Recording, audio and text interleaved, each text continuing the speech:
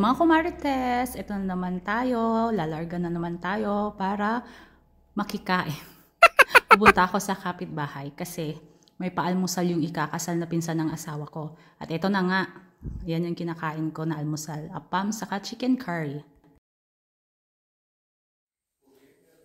So guys, pagkatapos namin mag-almusal, bumalik kami sa bahay para magpalit ng damit. Tapos papunta na ulit kami sa bahay nung ikakasal. Sa afternoon, diretso na sa simbahan. See you later.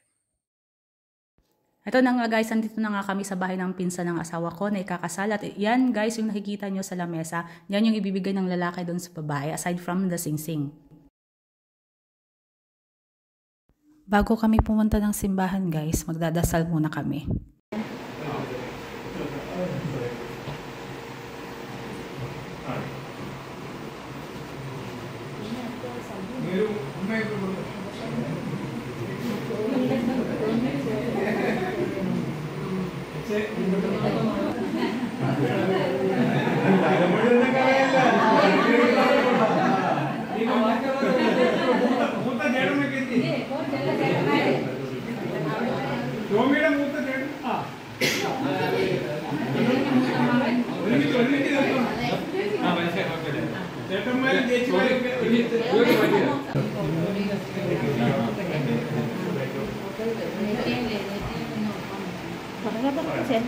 സമയം കളയാനാണ്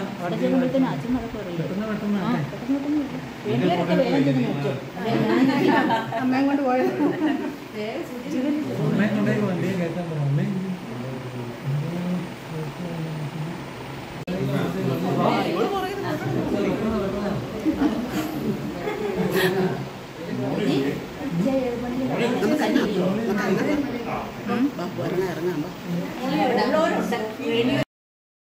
Tapos na yung picture taking guys sa bahay ng groom. Ngayon ay papunta na kami sa simbahan. Medyo umuulan, umaambon pero huminto naman na. Andito na kami sa simbahan guys. Pero bago kami pumasok dito sa labas ng simbahan, merong nagsaserve sila ng juice saka ng appetizer or snack. Yung juice is watermelon juice. Meron ding tea, hot tea. Saka itong kinakain ko is samosa. Join muna ako dito sa mga kumarites ko dito sa India kahit hindi ko maintindihan yung kanilang mga pinag-uusapan. Hindi pa rin kami nakakapasok sa simbahan guys kasi hinihintay namin yung bride. Pero andito na yung sasakyan nila. Inaantay na lang namin siyang lumabas at mag-picture taking muna sila. O eto na nga, sa wakas, papasok na yung bride at groom kasama ng kanilang mga parents and mga malalapit na kamag-anak. Papasok na sila sa simbahan.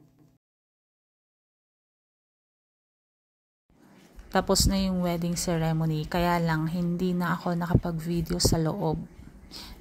Medyo may mga pagkakaiba sa kasal natin sa Pilipinas dito sa India. Halimbawa na lang dito walang ninong at ninang. Wala ding flower girl, ring bearer, walang best man, at minsan merong mga bridesmaid pero bihira. At ang pinakakaiba ay walang may you kiss the bride. Andito na kami sa reception hall guys at hinihintay ulit namin yung groom and bride. Madami silang bisita guys. Normal yan dito. Hindi ko alam, siguro aabot to ng 1,000. Normal dito guys na marami silang bisita kapag kasal. At isa pa guys, hindi uso dito ang pagbibigay ng regalo ng mga bisita.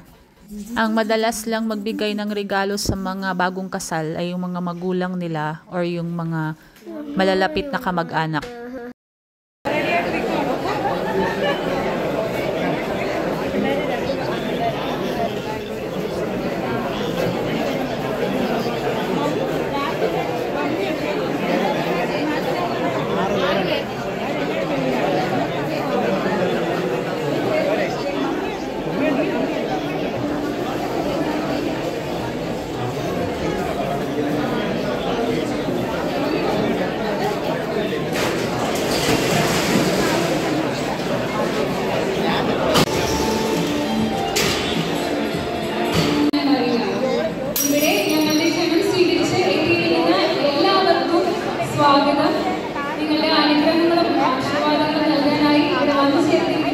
എല്ലാവർക്കും ഒരുപാട് സന്തോഷത്തോടെ ഇങ്ങോട്ടേക്ക് സ്വാഗതം ആശംസിക്കുന്നു.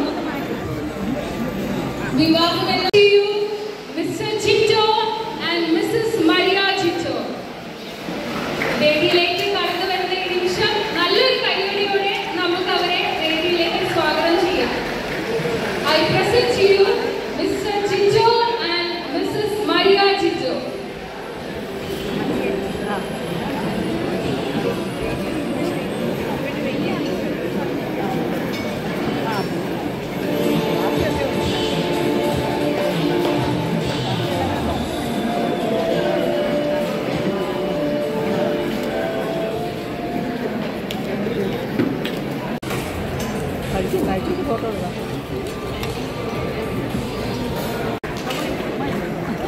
നമ്മുടെ ഈ നാട്ടിലെ ഒരു സംസ്കാരമുണ്ട്.